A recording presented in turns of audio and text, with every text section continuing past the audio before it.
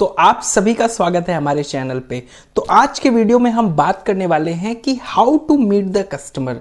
जी हाँ, क्या स्टेप होते हैं ये ऑलरेडी हमने कई वीडियो में आपसे डिस्कशन किया है, लेकिन क्या क्या चीज़ों का ध्यान रखना चाहिए जब आप कस्टमर से मिलने जा रहे हैं, आज की वीडियो में हम उसी पे चर्चा करेंगे। तो चलिए शुरू करते हैं आज का वीडियो। तो सबसे पहली चीज जो होती है, लर्न टू से नो टू द कस्टमर। जी हाँ दोस्तों, अक्सर ऐसा देखा गया है कि जब कुछ कस्टमर ऐसे होते हैं, आप जैसे ही उनसे कन्वर्सेशन शुरू करते हैं, वो आपसे कुछ ऐसा एक्सपेक्टेशन रखते हैं जो कि आपकी पॉलिसी में होता ही नहीं। तो ऐसे कस्टमर बड़े ही इरिटेटिंग होते हैं। और जैसे कि आप देखिए, अगर आप 100 कस्टमर से मिलने जाते हैं, 25 से 30 लोग आपको डायरेक्टली रिजेक्ट कर देते हैं। तो एज ए सेल्स पर्सन आपका भी राइट है कुछ कस्टमर को रिजेक्ट करने का। तो ऐसे कस्टमर को आप भी नो कर दीजिए, क्योंकि उनकी एक्सपेक्टेशन ऐसी है कि अगर आपने उनको पॉलिसी दे भी दी तो बीच में वो कुछ ऐसा एक्सपेक्ट करेंगे जो कि आपके लिए देना इम्पॉसिबल होगा दोस्तों। तो उससे तो बेटर है मैं तो पहले ही कह दूंगा कि भाई साहब, हम आपको पॉलिसी नहीं दे पाएंगे। तो दूसरा जो बहुत इंपॉर्टेंट है वो है कंपेयरिंग लाइफ इंश्योरेंस। अक्सर ऐसा देखा गया है, जब हम क्लाइंट से डिस्कशन करते हैं, हमारा कस्टमर उसको कंपैरिजन करने लगता है एफडी से, आरडी से, म्यूचुअल फंड से, या फिर आप देखेंगे प्रॉपर्टी से। तो कभी भी लाइफ इंश्योरेंस को और इन्वेस्टमेंट ऑप्शन से कंपैरिजन करने ही मत दीजिए, क्योंकि आपका जो लाइफ इंश्योरेंस प्रोडक्ट है उसमें लाइफ कवर है, टैक्स बेनिफिट है, उसकी रिटायरमेंट प्लानिंग हो रही है और एक गारंटीड अमाउंट मिल रहा है, या अगर यूलिप पॉलिसी है तो मार्केट बेस्ड रिटर्न मिल रहा है। लेकिन उन सब प्रोडक्ट में सिर्फ और सिर्फ इन्वेस्टमेंट रिटर्न मिल रहा है और सबकी रिस्क एपिटाइट अलग अलग है। तो कभी भी कस्टमर अगर उस पाले में जा रहा है, उसको पकड़ के आप इस पाले में लाइए कि लाइफ इंश्योरेंस प्रोडक्ट की जो लिमिटेशन है वो उनको समझाइए, उस प्रोडक्ट की जो लिमिटेशन है जिससे वो कंपैरिजन कर रहा है उसको समझाइए, और क्यों अलग अलग तरीके के इन्वेस्टमेंट ऑप्शन उसकी किटी में होने चाहिए ये भी आपको उसको हाईलाइट करने की जरूरत है। उसको कंपैरिजन करना है तो लाइफ इंश्योरेंस प्रोडक्ट से ही कंपैरिजन कराइए, ताकि आपकी सेल्स आसानी से हो जाएगी। दोस्तों, तीसरा पॉइंट जो आता है वो बहुत इंपॉर्टेंट है, what to say about earlier policy. अक्सर ऐसा देखा गया है, जब कोई इंश्योरेंस सेल्स पर्सन जाता है कस्टमर से मिलने तो उसकी पुरानी पॉलिसीज के बारे में क्रिटिसाइज करना शुरू कर देता है। यह बिल्कुल गलत काम है। आप उसके डिसीजन को क्रिटिसाइज कर रहे हैं। हो सकता है जिससे उसने पॉलिसी ली वो उसका कोई रिलेटिव हो सकता है, कोई फ्रेंड हो सकता है, तो वो इस बात से चिढ़ सकता है और उसे लग सकता है, क्योंकि वो आपके ऊपर उस लेवल पे ट्रस्ट नहीं किया है जितना कि उस पे किया हुआ है। तो रेदर देन आप उसको डायरेक्ट क्रिटिसाइज करने के, आप ये कहिए कि ये पॉलिसी बहुत अच्छी है, लेकिन आज के टाइम पे जो नई पॉलिसीज आई हुई हैं उसमें कॉस्टिंग बहुत कम हो गया है, मतलब प्रीमियम जो आप देते हैं उसमें रिटर्न बहुत अच्छा बढ़ गया है। तो आप उसको थोड़ा डिप्लोमेटिक वे से अपनी नई पॉलिसी को प्रेजेंट करिए। और दूसरा, डॉक्टर अगर किसी पेशेंट को मेडिसिन दे दे और बिना पुराने प्रिस्क्रिप्शन को जाने हुए अगर किसी का इलाज कर रहा है, तो क्या होने वाला है आप समझ सकते हो।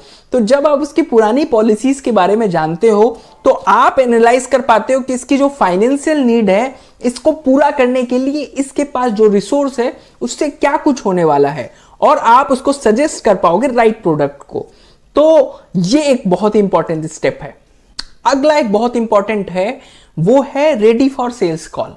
जब आप सेल्स कॉल पे जा रहे हो तो उससे पहले इनिशियल इंफॉर्मेशन कस्टमर के बारे में क्या क्या आपने ली हुई है, उसके बेसिस पे आपके पास क्या क्या प्रोडक्ट इलस्ट्रेशन हो सकता है, उसको ऑलरेडी अपने पास फिजिकल कॉपी में रखिए। आजकल डिजिटल का जमाना है दोस्तों, पर आज आप जो प्रोडक्ट दे रहे हो अगर उसको फिजिकली उसको फील करा पाओगे तो that will be more easy to cell.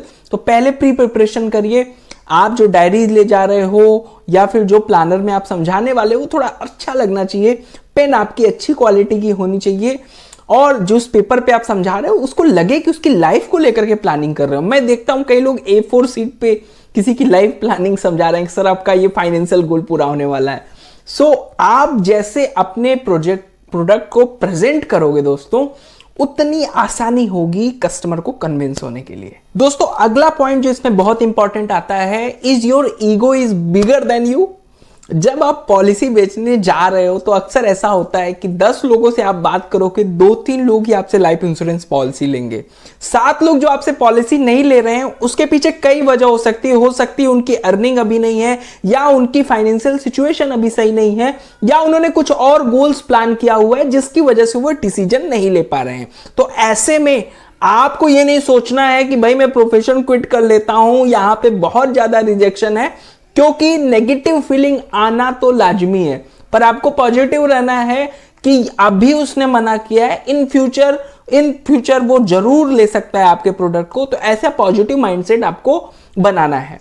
अगला जो पॉइंट आता है री-ट्रिगर टू लाइफ इंश्योरेंस। जनरली ऐसा होता है जब हम कस्टमर से मिलते हैं, बातचीत शुरू होती है, कस्टमर एकाएक पॉलिटिक्स, क्रिकेट या कुछ ऐसी बातें करने लगता है जो कि आपके प्रोडक्ट से रिलेटेड ही नहीं होती।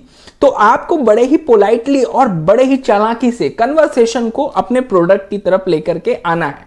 जैसे फॉर एग्जांपल वो कोई इलेक्शन हुआ और उसमें कोई विनर बना, उसके बारे में वो बात कर रहा है, आप कहीं हाँ सर इलेक्शन हुआ है, लोगों ने उनको सेलेक्ट किया हुआ है, आप क्या कर सकते हैं, लेकिन हर आदमी के लाइफ का डिसीजन होता है और हम भी अपने प्रोडक्ट के थ्रू लोगों को सही डिसीजन लेने में हेल्प करते हैं। तो आपने उसकी बात भी रखी और री-ट्रिगर कर लिया अपने काम पे। तो ये बहुत ही ज्यादा इंपॉर्टेंट है, अदरवाइज आपकी कन्वर्सेशन घंटों चली जाएगी पॉलिटिकल एजेंडे पे और आप वहां पे बन के जाएंगे जो न्यूज चैनल पे जजेस होते हैं उनकी तरह, और एंड में आपको मिलेगा कुछ भी नहीं। लास्ट पॉइंट, छू मंतर हो जाना। जी हां, कई लाइफ इंश्योरेंस एडवाइजर, एजेंट या सेल्स पर्सन आप देखिए, एक बार पॉलिसी लेने के बाद छू मंतर होने की आदत होती है, लेकिन जो अपनी इंडस्ट्री है वो सर्विस टू सेल्स की है। तो ऐसा ना हो चेक मिलने के बाद आप दिखाई ही न दें कस्टमर को। आप एक बार उसके पास जरूर मिलने आए, उसको बॉन्ड पेपर दिखाएं, उसके प्रॉफिट दिखाएं, जो प्रोडक्ट आपने समझाया था और जो गारंटीड बेनिफिट आपने दिया था वो उनको बताएं, और अपना एक कार्ड जरूर दे करके जाएं कि इन केस कोई जरूरत पड़ती है तो मेरा ये कार्ड होना चाहिए नॉमिनी के पास भी।